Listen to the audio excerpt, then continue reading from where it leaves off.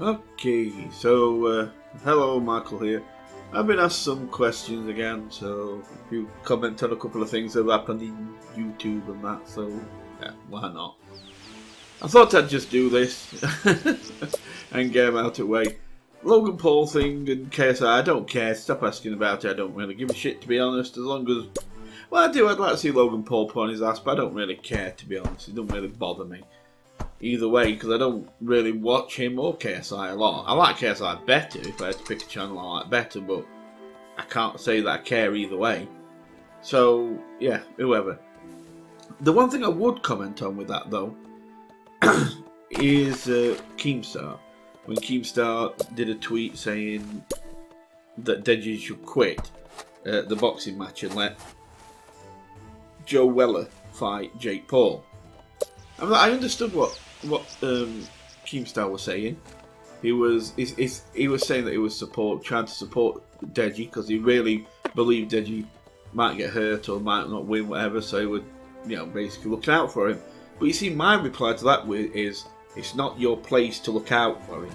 He knows the dangers. He's not stupid. He don't walk around drooling like and being all retarded. He can think clearly.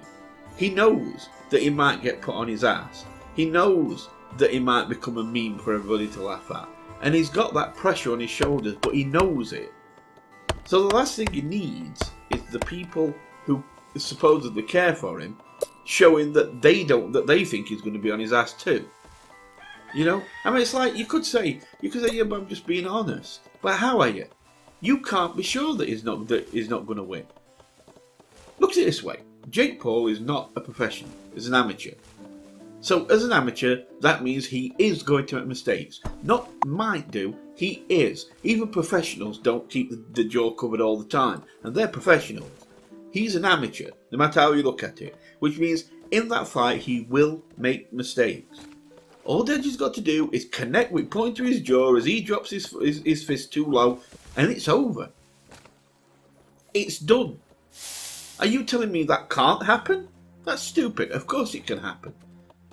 Anybody can win. It takes one punch. If you connect in the right place at the right time, just as they're dropping their hands, boom, fight over. So you can't say that you're going to lose or whatever. Yeah, on paper, Jake Paul might be bigger, stronger, heavier, whatever. But let's face it, we've seen smaller fighters beat bigger fighters before. I mean, look at say something like Mike Tyson. He weren't very tall. A lot of his opponents were bigger than him, were taller than him. But look how he did. He turned weird in end, but I mean, though, when he was in his prime, he was feared, and yet he weren't really tall. I mean, look at it this way also. Do you think let's say in any sport, whether baseball, I don't know, American football, even soccer or football over here, and things like that, or even horse racing, how many times on paper has it said that a team or a horse or whatever don't stand a chance, but then they pull a shot win in like a game of you get that as well in sport, like in baseball, let's say, or American football, you'll get that team that usually wouldn't stand a chance, but for some reason they get that weird run where they just can't seem to do anything wrong, and they start beating teams that have won championships and that they should easily lose to, but all of a sudden they're winning, and they can't seem to stop winning. So are you telling me that can't happen to Deji? Are you telling me it's definite? Of course not. So it's not like you're lying to him by saying you stand a chance. That's where the support comes in. By telling him, hey, look, things may be against you, but he will drop his hands. He will make a mistake. He's an amateur. He will make a mistake. You've got to capitalise on that mistake. If you don't, things could get bad. If you do, you could win this. Focus on that. Focus on capitalising on that mistake when he makes it and make him pay. That's how you support him. I mean, it's like, because as we know, if the boxing match wouldn't even be going if it wasn't for him. I mean, when KSI kind of shouted out Jake Paul dropped a load of shit in his pants. and just started crying and sucking his thumb and calling for mummy. He was scared stiff. He was trying to put his father up to fight. And believe me, he weren't joking. If it meant he didn't have to. And if it weren't for Deji going over and trying to sort things out and then saying, okay, I'll fight you to Jake, then Logan steps in and says, well, if you're fighting him, I'll fight KSI.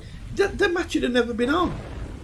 Just because they're the two biggest channels, that's the only reason they've took the main card. But in reality, the very first boxing match made was Deji and Jake Paul. And that was Deji doing all footwork.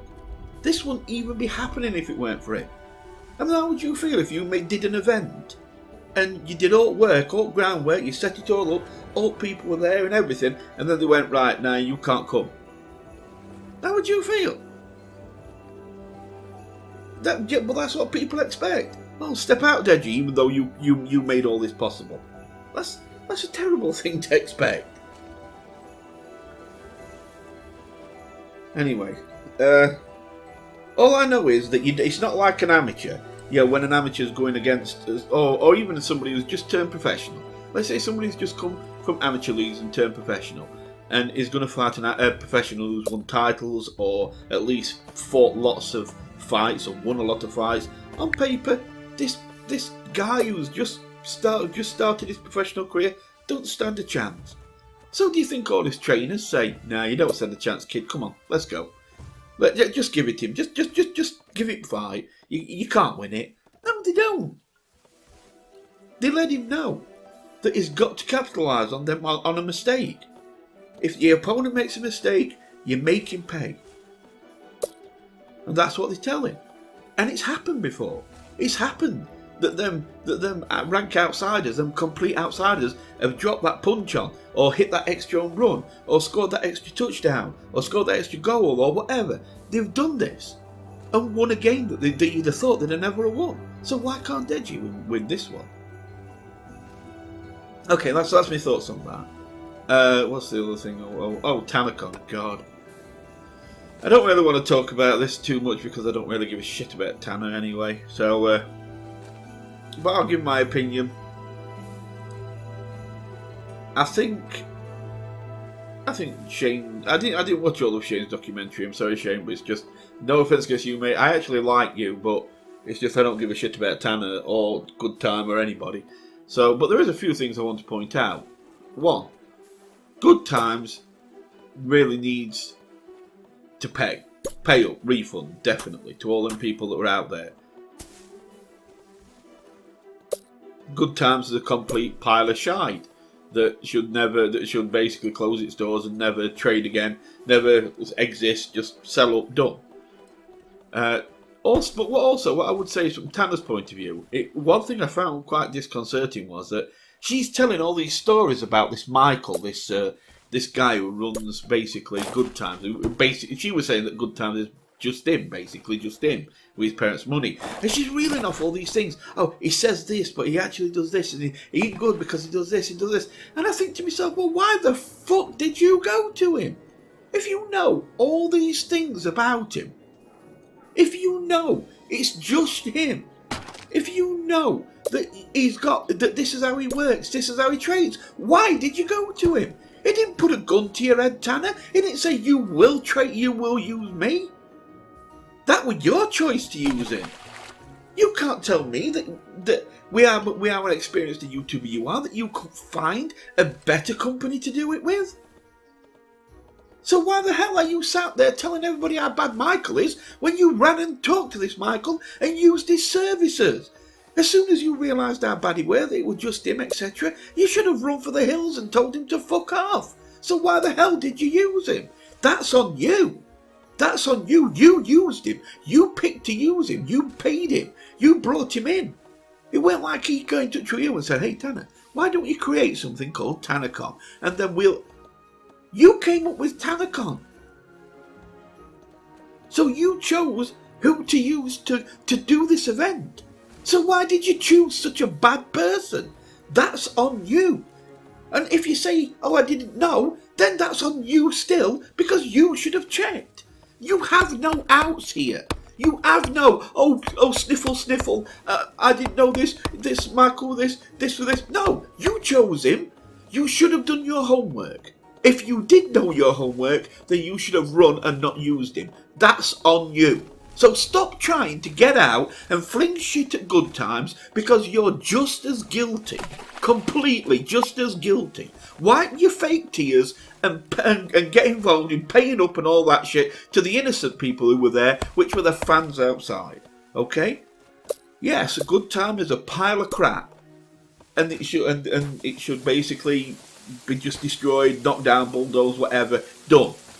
I'm not arguing that. I'm not sticking up for Good Time at all. They are low. Lowest of the low. This Michael's a scum. But you're not much better because you was telling everybody on this documentary how bad a person this Michael is, but yet you used him. And again, before you say what I didn't know until after, then that's still on you for not checking. Are you that gullible that you don't check people to make sure when you're doing such an important thing? You're doing this Tanacon. It's supposed to be such a big deal to you. You don't check who you're using to run the event. Come on. I don't believe that for a second. And then there's that clip where you were laughing when he's told you how many it could hold. It could hold 1,200, but there's about 5,000 tickets sold. And you were like, oh, I like that number. Oh, people like to be oppressed standing outside in rain. You're just as bad as him. So stop trying to fling the shit at everybody else and actually realise you're just as bad. And take it on the chin, like everybody else has to. Okay, well, that's all I've got on that one. I think that's about all I'm going to be bothered to talk about, to be honest. Can't bother to talk about anything else. If you do want my opinions on anything else, then please feel free, put it in the comments and just ask. And I will get round to answering when I can. And of course, you'll get an honest opinion. It might not be what you like. I will say what I really truly believe, which, trust me, isn't what people always like. But hey, it is what it is. So, thanks for watching, guys. And I'll speak to you soon. So you take care. Goodbye for now.